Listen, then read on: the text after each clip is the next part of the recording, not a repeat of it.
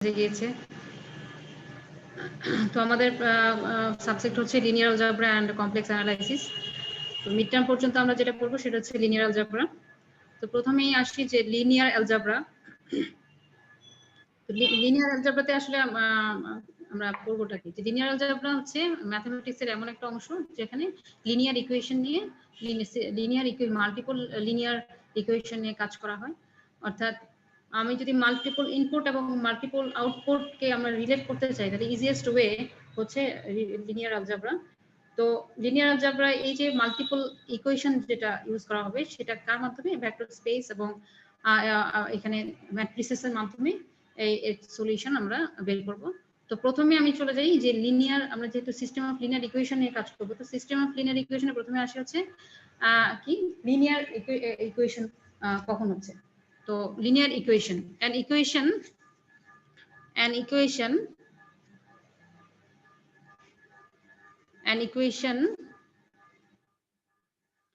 an equation is linear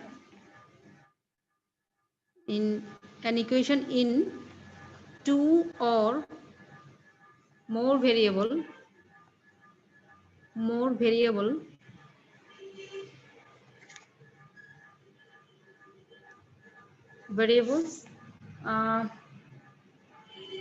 is linear এটা linear হবে if it contains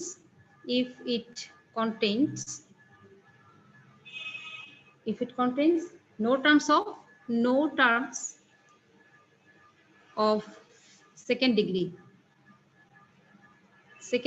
or more,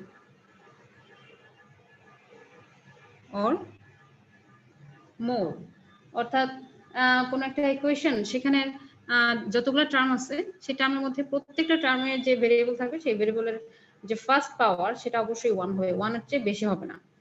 ঠিক আছে, তো সেই ধরনের ইকুয়েশনকে বলা হচ্ছে লিনিয়ার ইকুয়েশন। তো এখানে কি হবে, all variables in linear equation occur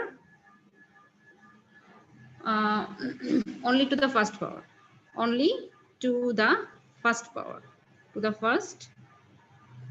power, এখন কোন একটা টার্ম যদি এমন হয় যে দুইটা ভেরিয়েবলের প্রোডাক্ট সে কন্টেইন করতেছে, সেক্ষেত্রেও সেটা কি হবে না, লিনিয়ার ইকুয়েশন হবে না। ঠিক আছে, অথবা কোনো পাওয়ার যদি হয়, যেমন x square y square y cube, এই ধরনের যদি কোনো ভেরিয়েবলের পাওয়ার আসে, তো সেক্ষেত্রে ইকুয়েশনটা লিনিয়ার হবে না। তারপরে যদি তার সাথে ট্রিগোনোমেট্রিক ফাংশন থেকে, লগারিদমিক ফাংশন থেকে কোন টার্মের থেকে যায়, তো সে এক্সপোনেনশিয়াল ফাংশন, সেক্ষেত্রেও ফাংশনটা আর লিনিয়ার হবে না। তো লিনিয়ার ইকুয়েশনের জেনারেল ফর্মটা কি, জেনারেলি লিনিয়ার ইকুয়েশনকে আমরা কিভাবে লিখবো, in general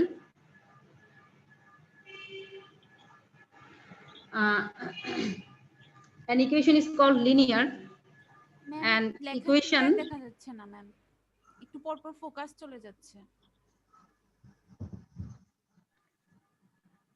এবার দেখতে পাচ্ছো, an equation is called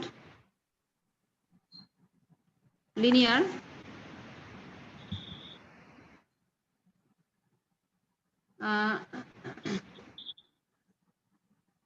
if it is of the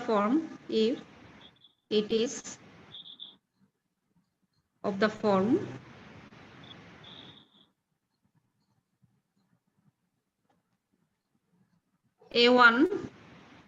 a1x1 plus a2x2 plus এভাবে ভেরিয়েবল, তাহলে এখানে কয়টা, an xn is equal to b, এই ফর্মটাকে বলা হয় কি জেনারেল ফর্ম, এটা লিনিয়ার ইকুয়েশনের জেনারেল ফর্ম।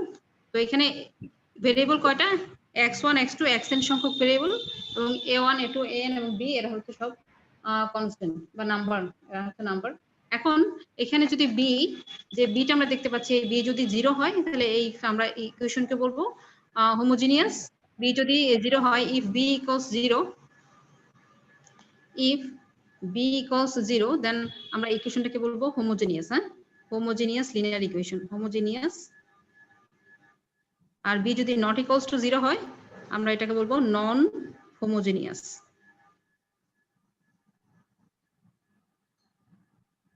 নন homogeneous linear equation, non homogeneous linear equation আমরা এটাকে বলবো। এখন আসো, তো প্রথম যে ইকুয়েশনটা হবে সেটা হচ্ছে, আমি লিখতেছি দেখো, লিনিয়ার ইকুয়েশন হচ্ছে ম্যাম হোমোজেনিয়াসটা মানে বলতে কি বোঝায় যদি? আচ্ছা, হোমোজিনিয়াস অর্থাৎ এই তো হচ্ছে আমাদের হচ্ছে a1 x1, এটা হচ্ছে একটা n সংখ্যক ভেরিয়েবলের একটা লিনিয়ার ইকুয়েশন। তো এক্ষেত্রে যদি কনস্ট্যান্ট টার্ম যদি না থাকে কোনো লিনিয়ার ইকুয়েশনে, কনস্ট্যান্ট টার্ম যদি না থাকে তার মানে হচ্ছে যদি 0 হয় তো সেটাকে আমরা বলবো হোমোজিনিয়াস। আর কনস্ট্যান্ট টার্ম যদি থাকে, ঠিক আছে, নট ইকুয়ালস টু 0, তার মানে যদি কনস্ট্যান্ট টার্ম থেকে যায় তখন সেটাকে আমরা বলবো নন হোমোজিনিয়াস। আমি एग्जांपल লিখছি, দেখবা স্পষ্ট বুঝতে পারবে। তো এখন দেখো, প্রথমে আসি যে টু ডাইমেনশনের ক্ষেত্রে, টু ডাইমেনশনে যদি আমরা একটা লিনিয়ার ইকুয়েশন লিখি, তো আমরা নরমালি টু ডাইমেনশনে লিনিয়ার ইকুয়েশন কি হয়? Straight line. তো স্ট্রেট লাইনের জেনারেল ইকুয়েশন কি? General equation of straight line, general equation of straight line, straight line ax plus by plus c is equal to 0 অথবা is equal to c, এভাবে লেখা যায়। হ্যাঁ, is equal to c, যেখানে a b c হচ্ছে constant. তো এটা কি? এটা এটা হচ্ছে একটা লিনিয়ার ইকুয়েশন যেটা গ্রাফিক্যালি সে কি স্ট্রেট লাইনকে রিপ্রেজেন্ট করে। তো আমি যদি লিখি যে ax, এখানে কি ভেরিয়েবল দুইটা, মানে টু ডাইমেনশন, যদি লিখি ax plus by plus cz plus d equals 0, এটা যদি লিখি, তো এটাও কিন্তু এটা কি, এটাও কিন্তু লিনিয়ার ইকুয়েশন, এটাও লিনিয়ার ইকুয়েশন ইন 3 ডাইমেনশন। এটা কার ইকুয়েশন? এটা হচ্ছে general equation of plane, general equation of plane, of plane, প্লেনের এটা জেনারেল ইকুয়েশন। এটা দেখো, এটা কেন লিনিয়ার ইকুয়েশন? কারণ এখানে প্রত্যেকটা টার্মে x এবং y, দেখো প্রত্যেকটা টার্মে, এই যে এক একটা টার্ম ax by, এক একটা টার্ম, প্রত্যেকটা টার্মে যে ভেরিয়েবল আছে তাদের প্রত্যেকের ফার্স্ট মানে পাওয়ারটা কত? 1, x এর পাওয়ার 1, y এর পাওয়ার 1, z এর পাওয়ার 1, এভাবে প্রত্যেকটা টার্মে যে ভেরিয়েবল থাকবে সেই ভেরিয়েবলের পাওয়ার যদি 1 হয়, ঠিক আছে, পাওয়ার যদি 1 হয়, মানে 2 বা 3 বা 4 এরকম হওয়া যাবে না, পাওয়ার 1 হতে হবে। এবং এর মধ্যে এমন যেন না হয় যেন ভেরিয়েবল দুটা প্রোডাক্ট আকারে থাকে, যদি না থাকে, ঠিক আছে, সেই ক্ষেত্রে আমরা সেটাকে বলবো কি? Linear equation. এখন আসলে হোমোজিনিয়াস এবং নন হোমোজিনিয়াস কিনা, এখানে যে দুটো ইকুয়েশন আমি লিখেছি দুইটাই কিন্তু নন হোমোজিনিয়াস, নন হোমোজিনিয়াস। ওকে, এখন চলে যাচ্ছি আমরা, বলেন আর কোনো কোশ্চেন আছে? এখানে 0 না, যে b = 0, তাহলে কিভাবে? এখানে যদি d = 0 হয় তাহলে কিন্তু সে প্লেনেরই ইকুয়েশন, বাট এটা হচ্ছে হোমোজিনিয়াস ইকুয়েশন। আচ্ছা, মানে কনস্ট্যান্ট টার্ম যদি তার মানে 0, কোনো কনস্ট্যান্ট টার্ম যদি না থাকে সেক্ষেত্রে সেটা হোমোজিনিয়াস ইকুয়েশন। এর মানে হচ্ছে যে এই যে প্লেনটা, সেই প্লেনটা অরিজিন দিয়ে পাস করবে, ঠিক আছে? Yes ma'am. ওকে, এখন আমরা চলে যাচ্ছি एग्जांपले, চলে যাচ্ছি পার্টিকুলার, এটা হচ্ছে জেনারেল ফর্ম। হ্যাঁ, পার্টিকুলার एग्जांपले চলে যাচ্ছি, যেমন y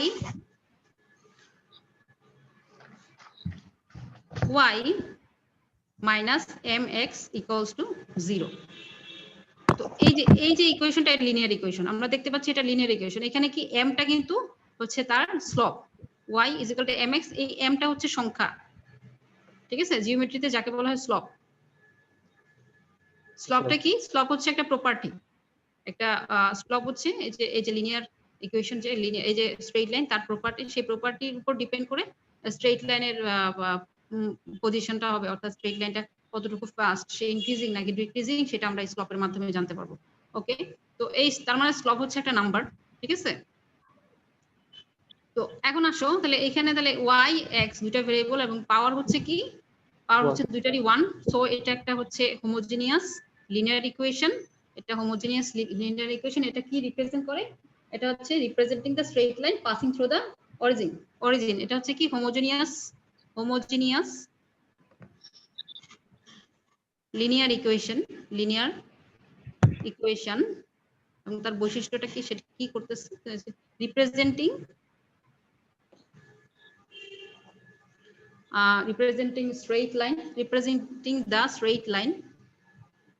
straight line passing through origin, passing through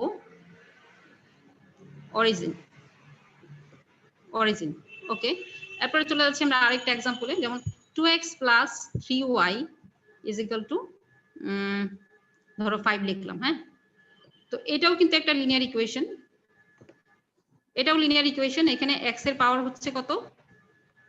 1 1, y এর পাওয়ার 1, এবং এখানে কিন্তু একটা কনস্ট্যান্ট টার্ম আছে, এখানে একটা কনস্ট্যান্ট টার্ম আছে, সেজন্য আমরা কি বলবো, এটা হচ্ছে নন হোমোজিনিয়াস লিনিয়ার ইকুয়েশন, এবং এটা অবশ্যই অরিজিন দিয়ে যাচ্ছে না।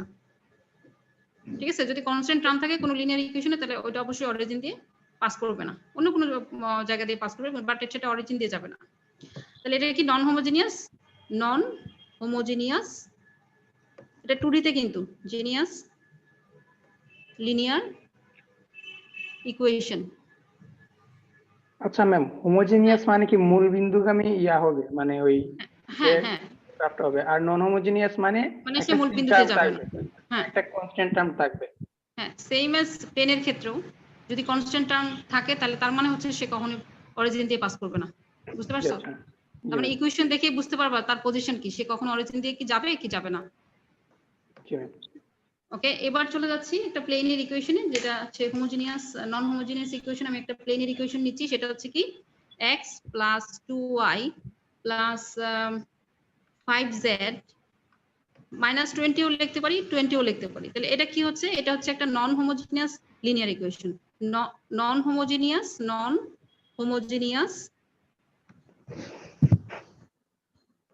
লিনিয়ার ইকুয়েশন এটা কি? রিপ্রেজেন্টিং এ প্লেন। হ্যাঁ, রিপ্রেজেন্টিং, এটা কিন্তু একটা পার্টিকুলার প্লেনের ইকুয়েশন। আর প্রথমে যে এক্সাম্পলটা দিয়েছি সেটা হচ্ছে জেনারেল ইকুয়েশন, সেজন্য ax by cz এভাবে ছিল, রিপ্রেজেন্টিং এ প্লেন।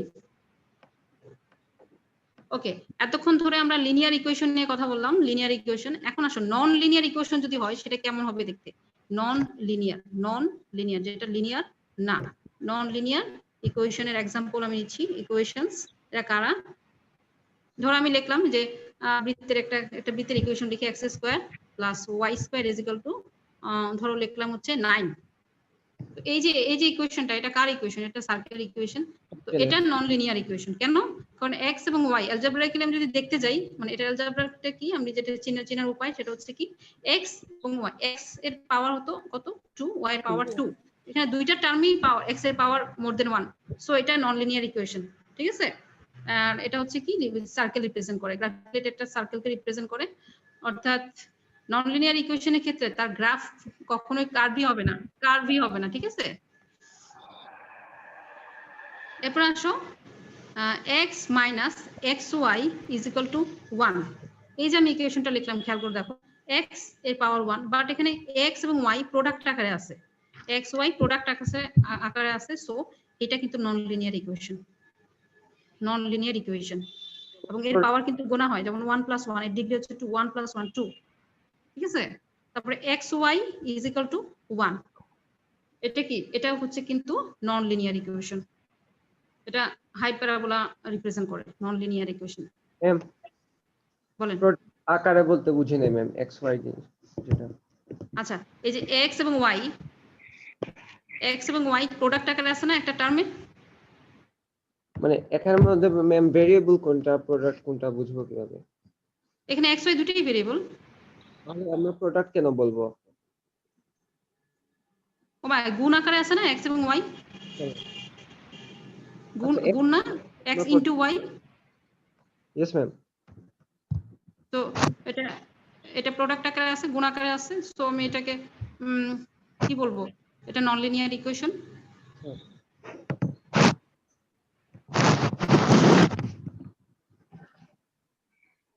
ওকে, এরপর চলে যাচ্ছি আমরা solution. Ma'am non linear equation আর নন হোমোজেনাস ইকুয়েশন তো এক না, তাই না? না, এক না। নন লিনিয়ার আর নন হোমোজেনিয়াস এক না কিন্তু। আচ্ছা ম্যাম, বুঝছি। নন লিনিয়ার যেটা লিনিয়ার না, আমরা এই সাবজেক্টে আমরা সব লিনিয়ার ইকুয়েশন নিয়ে কাজ করব। লিনিয়ার অ্যালজেব্রা যে লিনিয়ার ইকুয়েশন নিয়ে কাজ করবে, নন লিনিয়ার ইকুয়েশন নিয়ে লিনিয়ার অ্যালজেব্রা কাজ হয় না। ঠিক আছে, জি ম্যাম। লিনিয়ার অ্যালজেব্রা কাজটা কি, সে কমপ্লিকেটেড জিনিসটাকে মানে সিম্পল করে নিয়ে আসে। অর্থাৎ যদি শুনো নন লিনিয়ার কোনো কিছু পায়ও, সেটাকে সে লিনিয়ারে কনভার্ট করবে, তারপর সে কাজ করবে। ঠিক আছে, আচ্ছা। এরপরে হচ্ছে এরপর আমরা চলে যাই সলিউশন। তো ধরো x solution of equation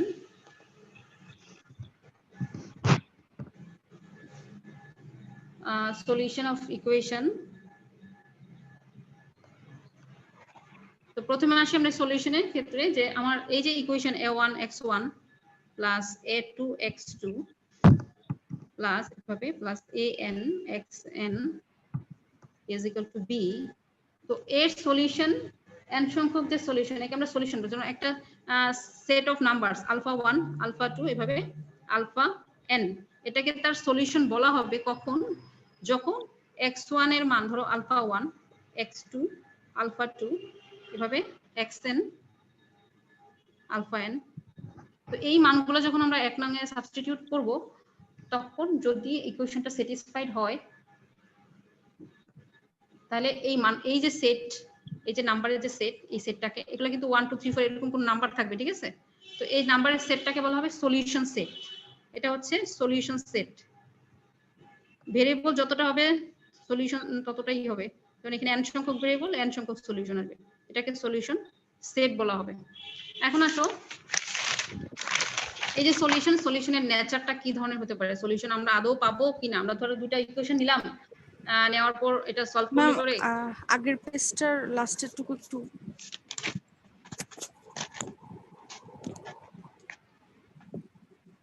হ্যাঁ বলো ম্যাম এটা একটু আরেকবার আচ্ছা বললে। আমার হচ্ছে এখন আমরা চলে গেলাম যে সলিউশন। এতক্ষণ পর্যন্ত ইকুয়েশনের কথা বলছি, ইকুয়েশনের সলিউশন। তো এখানে a1 x1 a2 x2 an xn, এখানে n সংখ্যক আমার ভেরিয়েবল, n সংখ্যক ভেরিয়েবল। তো এখন তার সলিউশন, একটা আমি সেট নিলাম আলফা 1 আলফা 2 আলফা n, অর্থাৎ number, real number alpha 1 alpha 2 এটা হচ্ছে কি রিয়েল নাম্বার, হ্যাঁ? তো এদেরকে আমি সলিউশন বলবো ইকুয়েশনের কখন, যখন x1 এর জায়গায় আলফা 1, x2 এর জায়গায় আলফা 2, xn এর জায়গায় আলফা n, এই মানগুলো এখানে বসানোর পর যদি লেফট হ্যান্ড সাইড আর রাইট হ্যান্ড সাইড সমান হয়, তখন এই পুরো সেট, তখন এই পুরো এই নাম্বারের যে সেট, এটাকে বলা হবে solution set of the equation 1 এর সলিউশন সেট।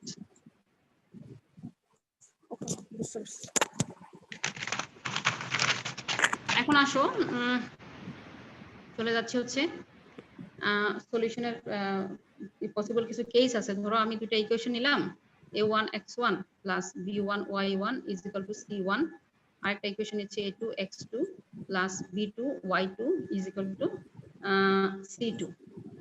এখন এই যে আমি দুটো ইকুয়েশন নিলাম, দুটো ভেরিয়েবল, তো আমার ইকুয়েশন দুইটা নিতে হবে সলভ করার জন্য।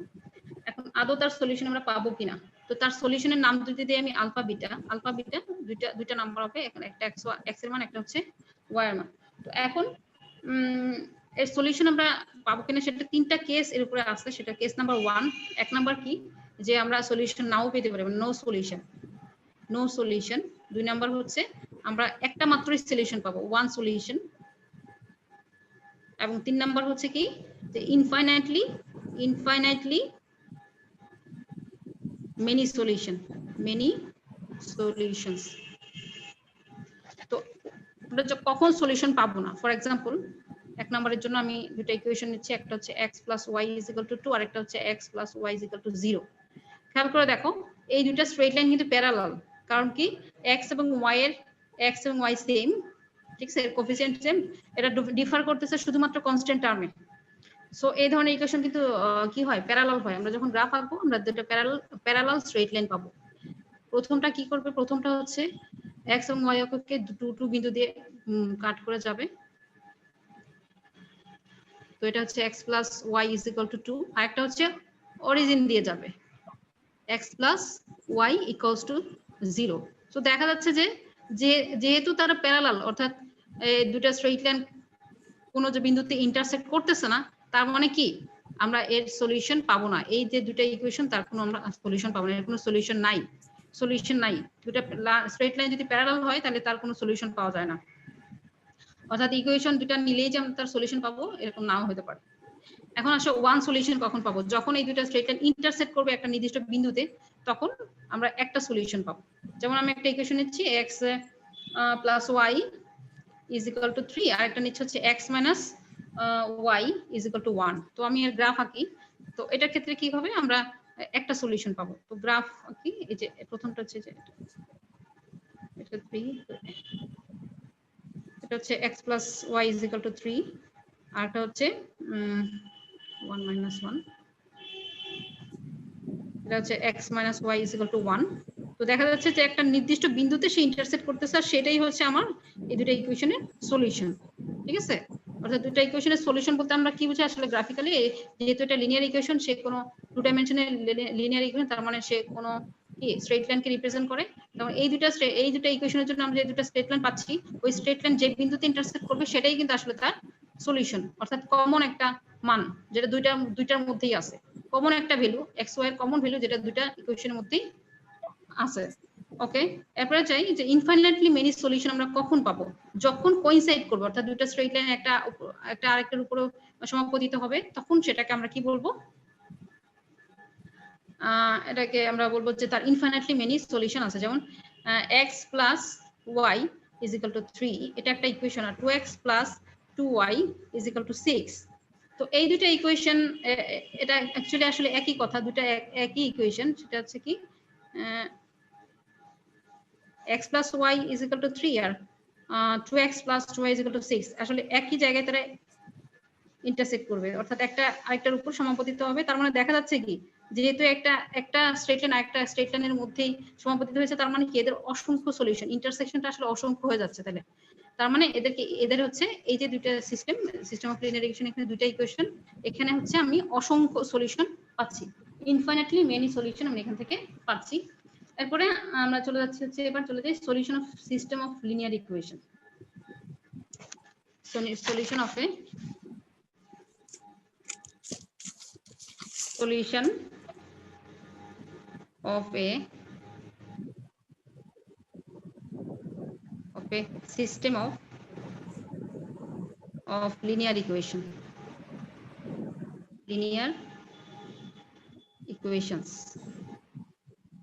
তো সিস্টেম অফ লিনিয়ার ইকুয়েশনের ফর্মটা কি, যে a system of linear equation in n variables is a set of equations of the form a system of linear equations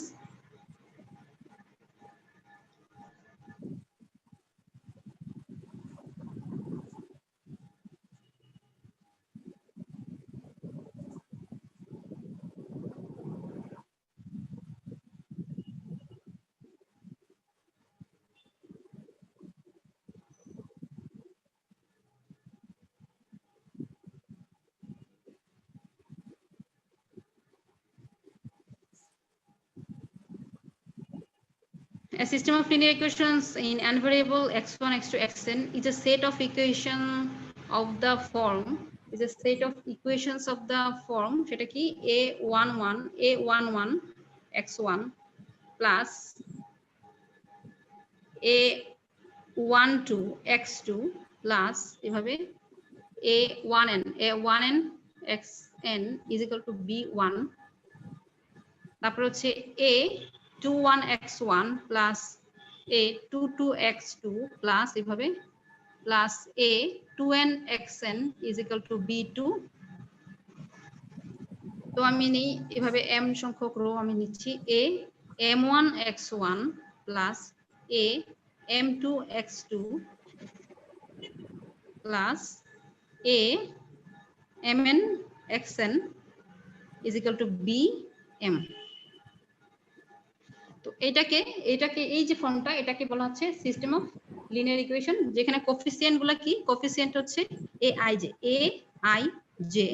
ঠিক আছে, aij এটা হচ্ছে কি, হোয়াট দ্য কোফিসিয়েন্টস aij টা কত, aij হচ্ছে i is equal to 1 2 এভাবে i এর মান m পর্যন্ত, অর্থাৎ এখানে m সংখ্যক রো আর j হচ্ছে কলাম, অর্থাৎ এখানে n সংখ্যক কলাম আছে কোফিসিয়েন্ট ম্যাট্রিক্স।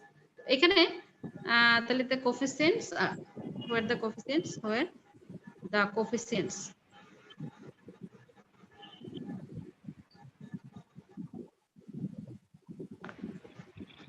ওকে। এখন এখানে যে b1 b2 bn এরা আছে, এটা সবাই যদি 0 হয়, b1 b2 bn সব যদি 0 হয়, সরি bm এরা সবাই যদি 0 হয়, তখন এটাকে আমরা হোমোজেনিয়াস সিস্টেম বলবো, এটাকে আমরা হোমোজিনিয়াস জিরো হলে নাকি জিরো না হলে?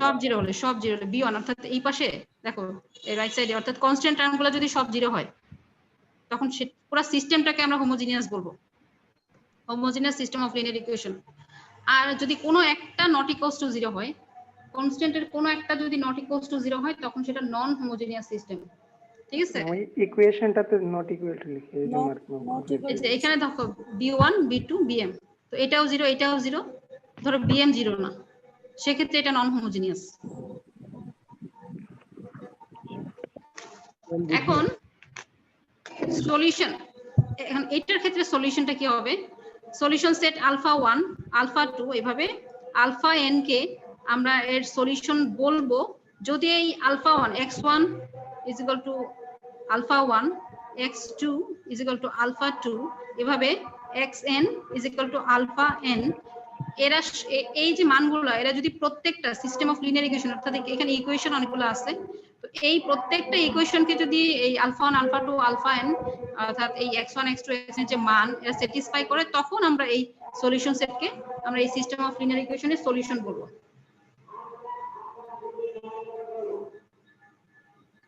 অর্থাৎ প্রত্যেকটা ইকুয়েশনের সলিউশনে যদি আলফা 1 আলফা 2 আলফা n হয় সেক্ষেত্রে সে এই সিস্টেম অফ লিনিয়ার ইকুয়েশনের সলিউশন। বুঝতে পারছেন? ম্যাম বুঝি নাই। ম্যাম ওই যে B1 B2 আর মানে নট ইকুয়াল টু হলে হোমোজিনিয়াস হবে নাকি ইকুয়াল টু হলে জিরো? সরি, জিরো হবে এটা নট ইকুয়াল টু হলে জিরো হবে, ইকুয়াল টু জিরো হলে অর্থাৎ B1 B2 Bm এরা সবাই যদি জিরো হয়, সবাই প্রত্যেকে জিরো হওয়া লাগবে, যদি জিরো হয় তাহলে সেটা homogeneous.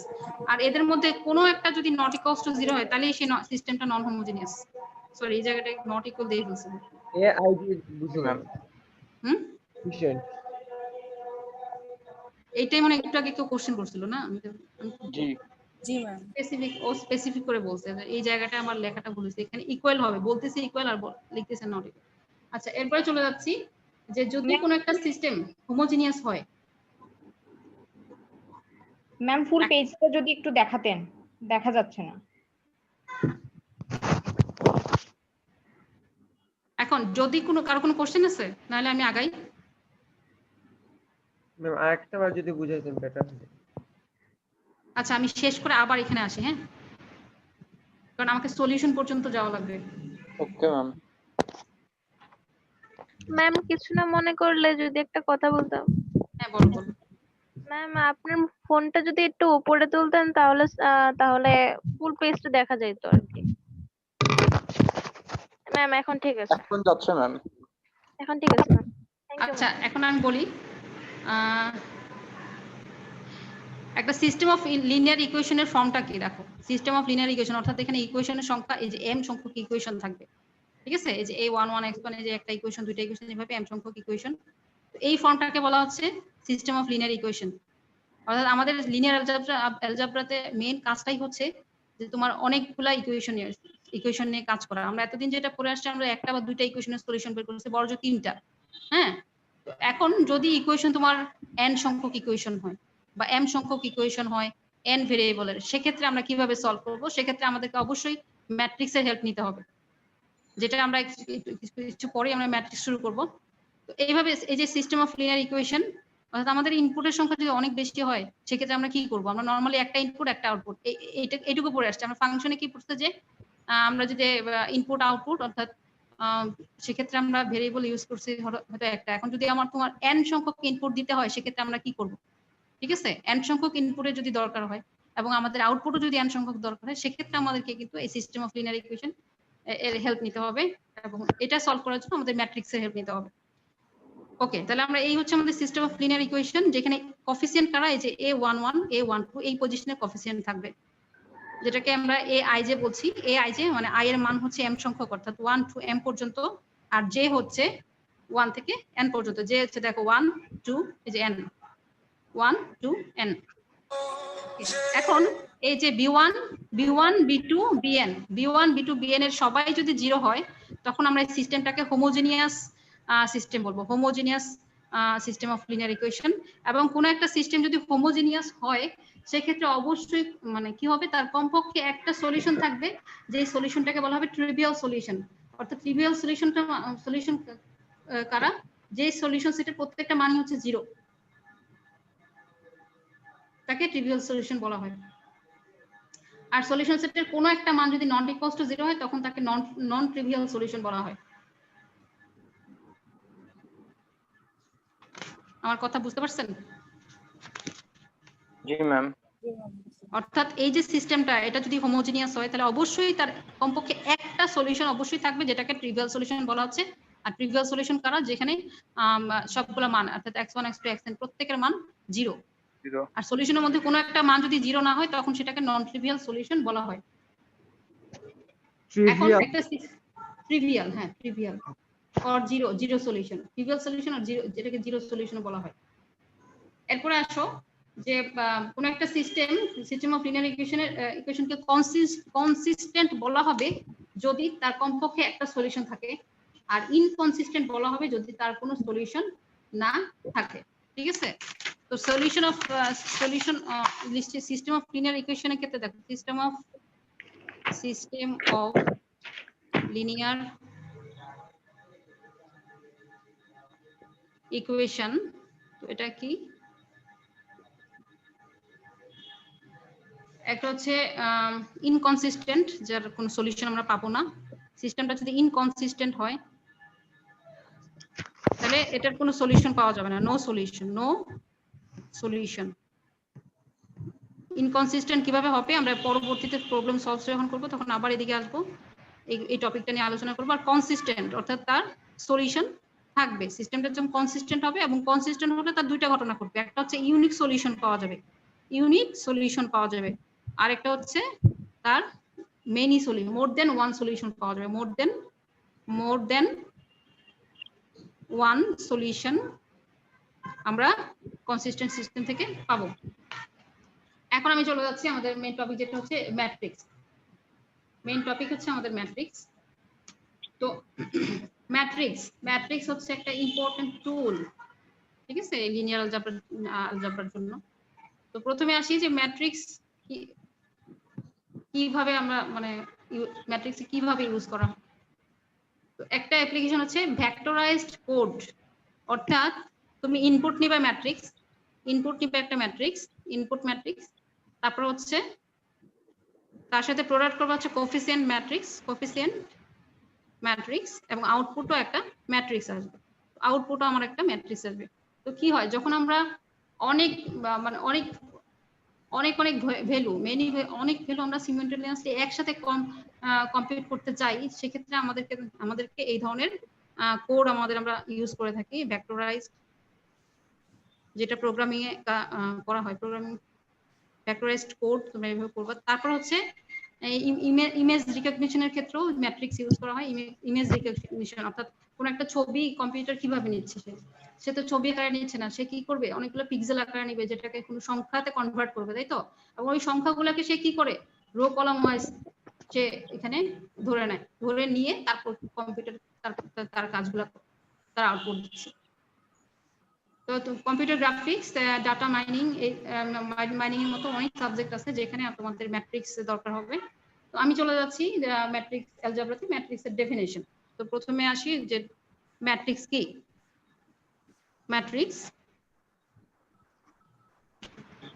A matrix is a rectangular array of numbers enclosed by a pair of brackets. হ্যাঁ, তো রেক্টেঙ্গুলার অ্যারে অফ নাম্বার এটা যদি ব্র্যাকেট দিয়ে পেয়ার অফ ব্র্যাকেটস, সেই ব্র্যাকেটগুলো কি হবে, সেটা হতে পারে কার্ভড ব্র্যাকেট অথবা সেটা হতে পারে স্কোয়ার ব্র্যাকেট। তো সেই ব্র্যাকেট দিয়ে যদি এনক্লোজ করা হয় তো নাম্বারকে, তো সেটাকে আমরা বলবো ম্যাট্রিক্স। তো রেক্টেঙ্গুলার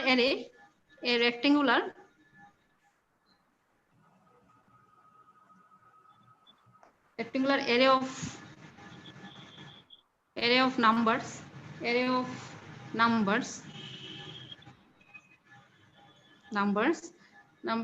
of the form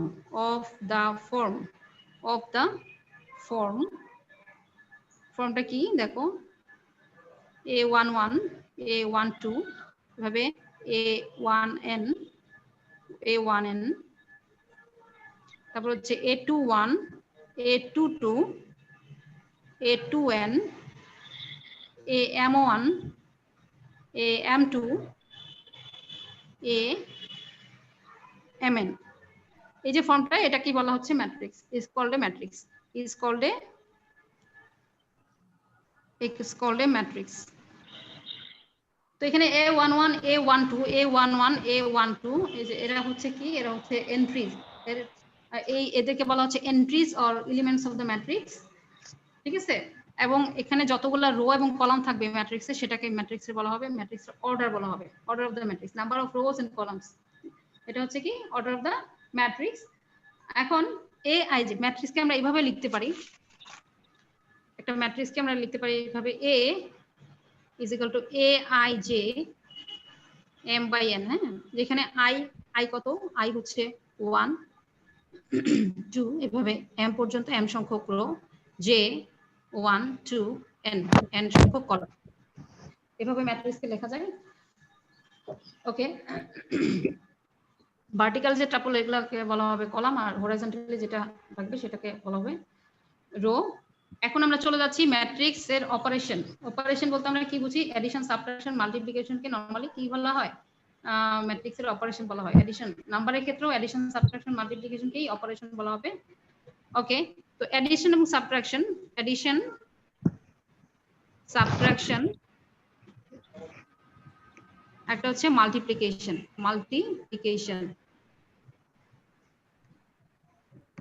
তো দুইটা ম্যাট্রিক্স A এবং B তখনই অ্যাড করা যাবে যখন তাদের রো এবং কলামের সংখ্যা সমান হয়। অর্থাৎ যদি দুটো ম্যাট্রিক্সের অর্ডার সেম হয় তখনই ওই দুটো ম্যাট্রিক্স অ্যাড করা যাবে। আমার মনে হয় এডিশন তোমাদের দেখানো লাগবে না, লাগবে কি?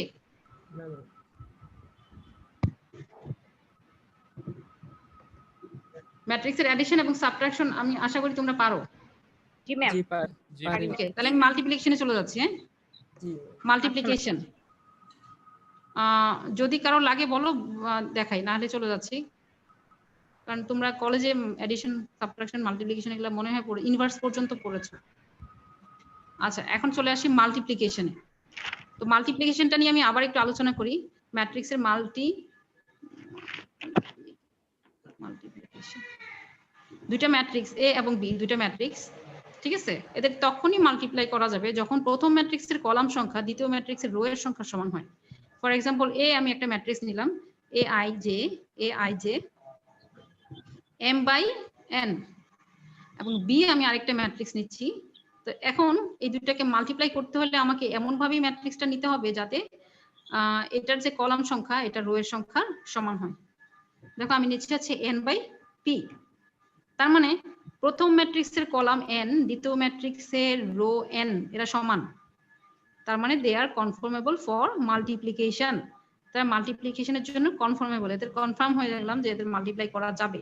এবং মাল্টিপ্লাই করার পর আমরা নতুন যে ম্যাট্রিক্সটা পাবো তার নাম দিচ্ছি আমি C is equal two CIJ, এবং তার রো কলাম কয়টা হবে? প্রথম ম্যাট্রিক্সের রো এর সংখ্যা এবং দ্বিতীয় ম্যাট্রিক্সের কলামের সংখ্যার সমান। আমরা কি বুঝতে পারছি? জি ম্যাম। এক্সাম্পল, একটা এক্সাম্পল নেই, ম্যাট্রিক্স মাল্টিপ্লিকেশনের একটা এক্সাম্পল আমি নিচ্ছি।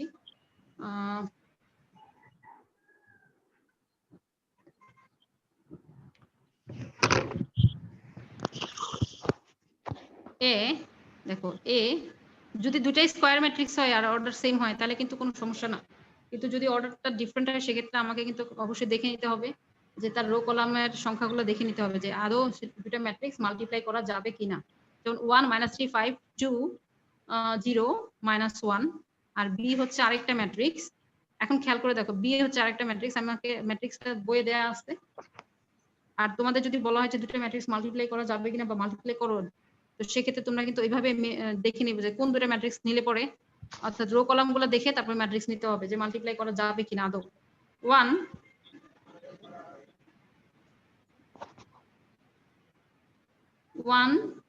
-2, তারপর হচ্ছে 3 -1 4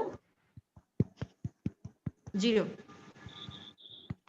খেয়াল করে দেখো প্রথম ম্যাট্রিক্সের রো 2টা কলাম 3টা, এটা হচ্ছে 2/3 অর্ডারের ম্যাট্রিক্স। আর দ্বিতীয় ম্যাট্রিক্সের রো হচ্ছে 3টা কলাম 2টা। তো এই দুটো মাল্টিপ্লাই করা যাবে। দেখো প্রথম ম্যাট্রিক্সের 3টা কলাম, দ্বিতীয় ম্যাট্রিক্সের 3টা রো, সো এই দুটার রো কলাম সমান, তার মানে আমরা এই দুটাকে মাল্টিপ্লাই করতে পারবো। এবং মাল্টিপ্লাই করার পর আমরা নতুন যে ম্যাট্রিক্সটা পাবো C = Cij, এর রো কলাম কয়টা হবে? প্রথমটার রো এবং পরেরটার কলামের সংখ্যা সমান, অর্থাৎ 2/2 অর্ডারের।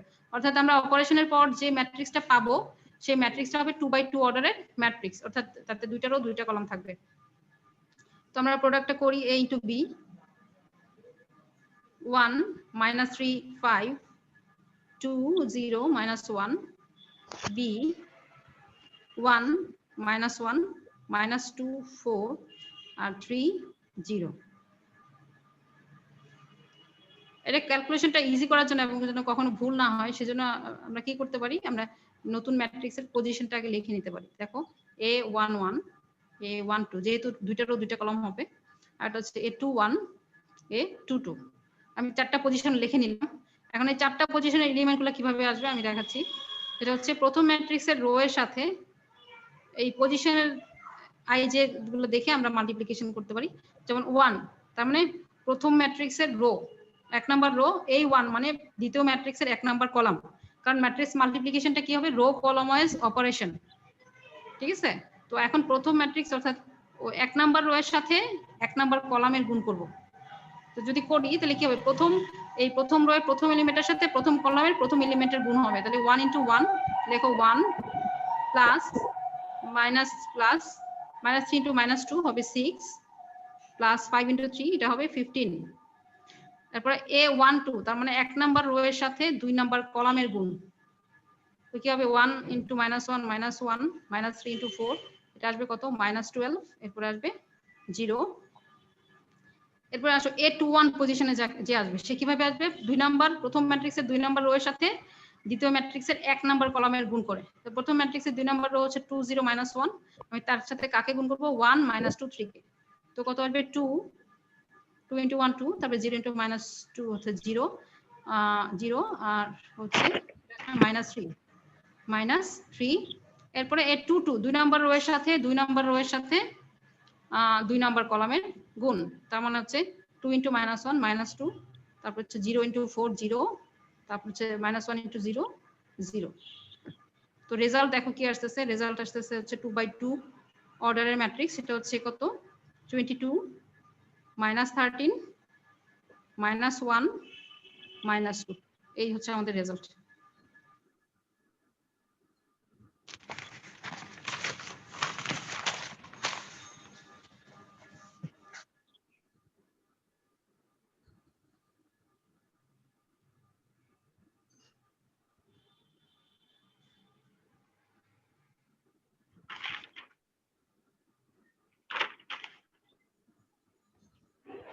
ওকে, তোমাদের মধ্যে একজন বলো যে এই যে দুটো ম্যাট্রিক্স আমি নিলাম এদের মাল্টিপ্লাই করা যাবে কি না। প্রথম ম্যাট্রিক্স হচ্ছে 1 2 3 4, দ্বিতীয় ম্যাট্রিক্স হচ্ছে 1 2 3 4।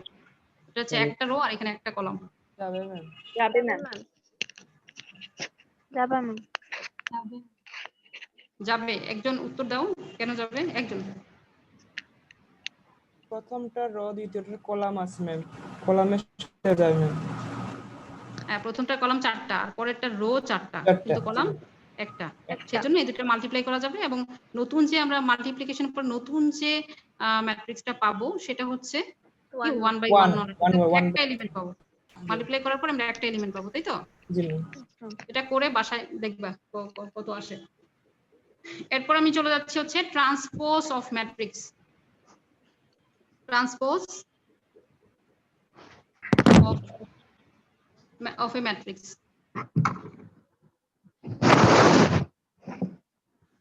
একটা matrix, if a matrix, if A is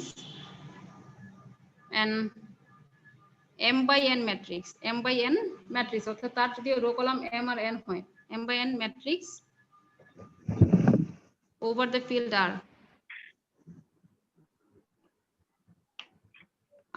অর্থাৎ সে একটা রিয়েল নাম্বার ম্যাট্রিক্স যদি হয়, then then the n by m matrix, n by m matrix, এটা আমরা কিভাবে পাবো? obtaining from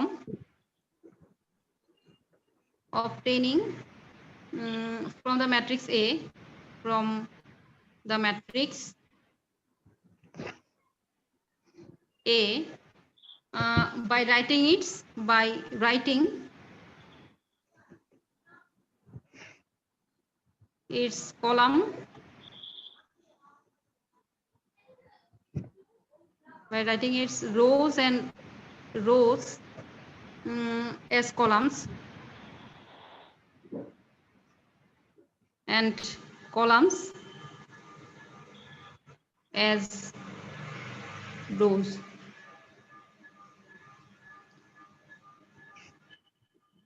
Is called transpose of A. It's called the transpose of A and is denoted by A transpose. অর্থাৎ কোন একটা ম্যাট্রিক্সের ট্রান্সপোজ যদি আমরা পেতে চাই কি করতে হবে? যে ম্যাট্রিক্সে তোমাকে দেওয়া থাকবে সেই ম্যাট্রিক্সের রো কলাম যদি তুমি ইন্টারচেঞ্জ করে নতুন একটা ম্যাট্রিক্স তৈরি করো, তাহলে নতুন ম্যাট্রিক্সটাই বলা হবে প্রথম ম্যাট্রিক্সের ট্রান্সপোজ। এরপর আমরা আসি কনজুগেট ম্যাট্রিক্স।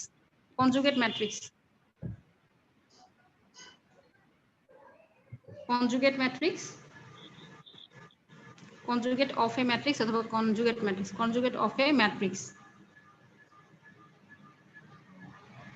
ম্যাট্রিক্সের কনজুগেটটা কি? রিয়েল একটা কমপ্লেক্স নাম্বারের, হ্যাঁ কিছু বলবা? ম্যাম ওই যে ডেনোটেড এর আগে কি লিখছেন? Is denoted by. আচ্ছা ম্যাম, বাই এ ট্রান্সপোজ। এখন আসো কনজুগেট অফ এ ম্যাট্রিক্স অথবা কনজুগেট ম্যাট্রিক্স।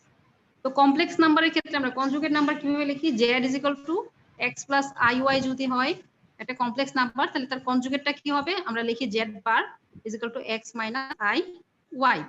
এখন কোন একটা ম্যাট্রিক্সে যদি কমপ্লেক্স নাম্বার থাকে, অর্থাৎ এলিমেন্ট হিসেবে কমপ্লেক্স নাম্বার থাকে, ঠিক আছে, এবং সেই কমপ্লেক্স নাম্বারের কনজুগেট দিয়ে যদি আমরা নতুন একটা ম্যাট্রিক্স পাই, তখন নতুন ম্যাট্রিক্সটাকে বলা হবে প্রথম মানে পুরাতন ম্যাট্রিক্স অর্থাৎ গিভেন ম্যাট্রিক্সের conjugate. if A is an m by n matrix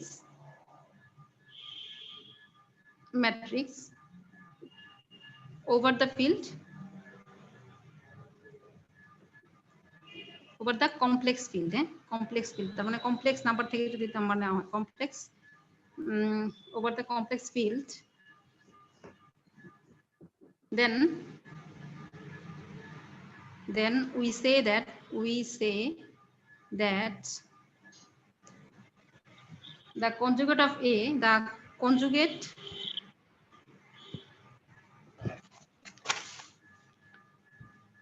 of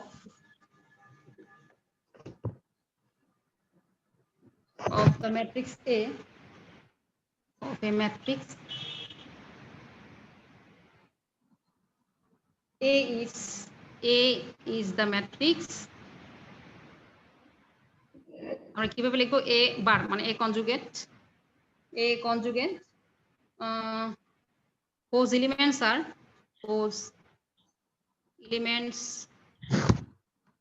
যার এলিমেন্ট গুলো এমন respectively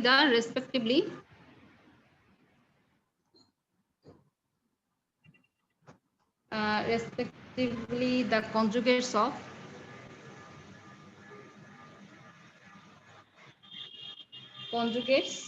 of the element of A,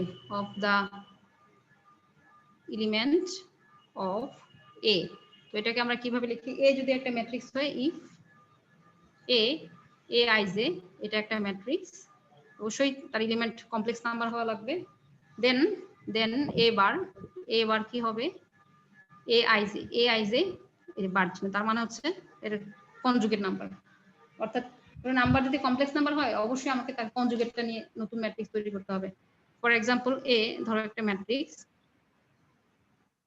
1i 2 + i, তারপর হচ্ছে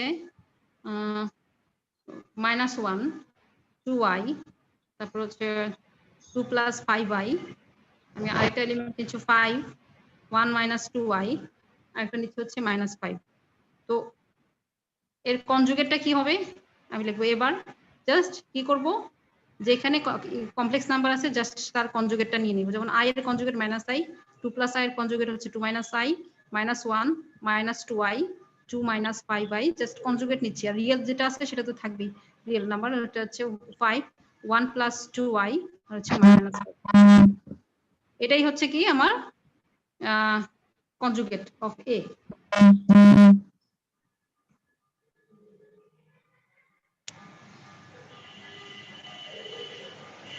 কেউ কিছু বলতেছো?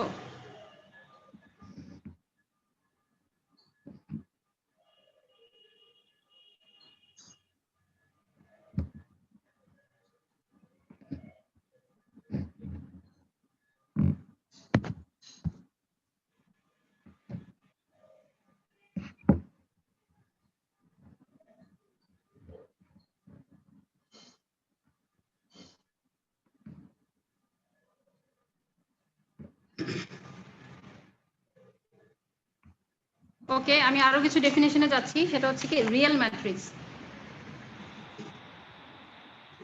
Real matrix, real matrix. তো কোন একটা ম্যাট্রিক্সকে রিয়েল বলা হবে, ঠিক আছে, যদি a আর a বার সমান হয়।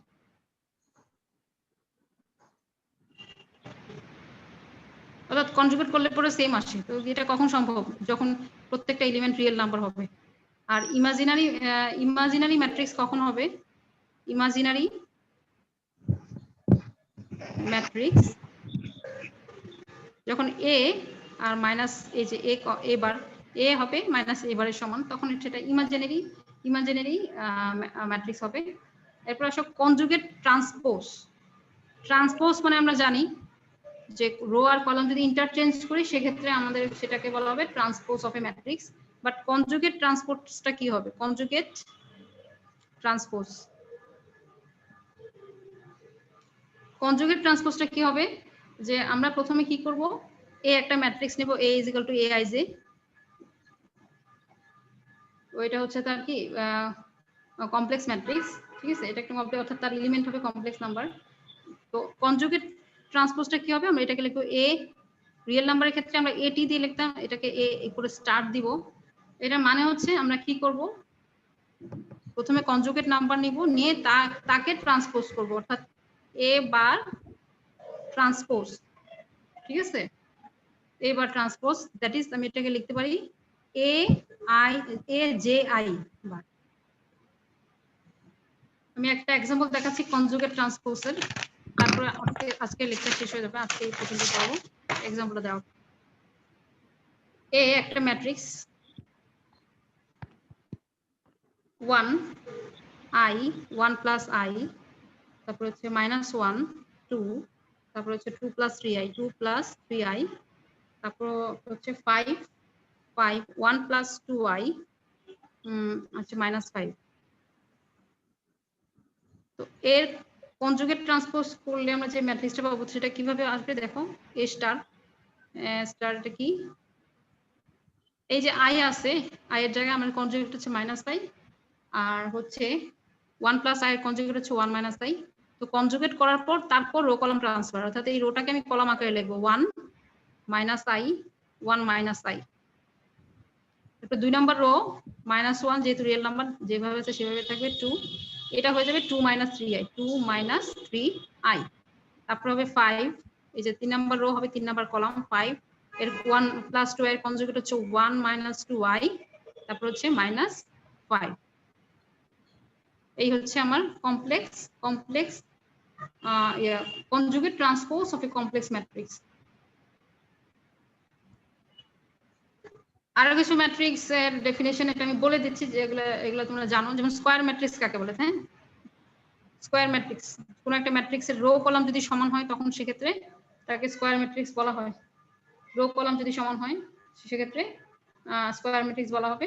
তারপরে হচ্ছে রেক্ট্যাঙ্গুলার ম্যাট্রিক্স। রেক্ট্যাঙ্গুলার ম্যাট্রিক্স কখন হবে? যখন কোনো ম্যাট্রিক্সের রো কলাম সমান না হবে, অর্থাৎ m not equals two n, mn যদি হয় রো কলামের সংখ্যা, যদি রো কলাম সমান না হয় সেক্ষেত্রে রেক্টেঙ্গুলার হবে, আর রো কলামের সংখ্যা যদি সমান হয় কার a is equal to aij m by n ম্যাট্রিক্সের, m আর n যদি সমান হয় তখন সে স্কয়ার ম্যাট্রিক্স, আর m আর n যদি সমান না হয় তখন সে রেক্টেঙ্গুলার ম্যাট্রিক্স। তারপর হচ্ছে ডায়াগোনাল ম্যাট্রিক্স, ডায়াগোনাল ম্যাট্রিক্স,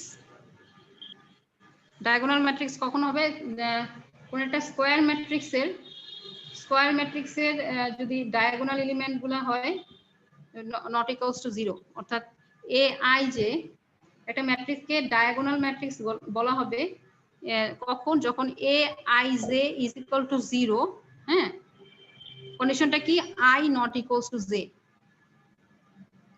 যে সমস্ত জায়গায় i যে সমান না ওই সমস্ত জায়গায় 0 হবে, আদারওয়াইজ কোনো না কোনো সংখ্যা থাকবে, অবশ্যই ডায়াগোনাল ম্যাট্রিক্স হয় স্কয়ার ম্যাট্রিক্সের, যেমন 2 0 0 0 3 0 0 0 4।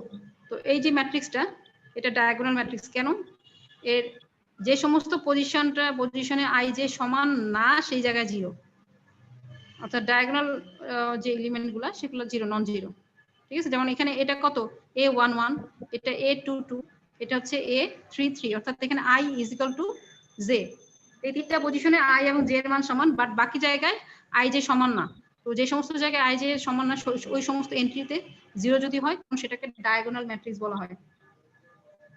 এরপর আছে identity matrix, zero matrix. Identity matrix কি, এই ডায়াগোনাল এলিমেন্টের সবগুলো যদি 1 হইতো সেটা আইডেন্টিটি ম্যাট্রিক্স হইতো, ঠিক আছে। আইডেন্টিটি ম্যাট্রিক্স অথবা ইউনিট ম্যাট্রিক্স কি হবে, এই যে 2 3 4 এর জায়গায় যদি 1 1 1 হয় তাহলে সেটাকে আইডেন্টিটি ম্যাট্রিক্স বলা হয়। তারপর হচ্ছে জিরো ম্যাট্রিক্স, যদি কোন ম্যাট্রিক্সের সবগুলো এলিমেন্ট 0 হয় তখন সেটাকে জিরো ম্যাট্রিক্স বলা হয়। আজকে এই পর্যন্তই থাকুক, এখন অ্যাটেন্ডেন্সটা দেওয়া হয়।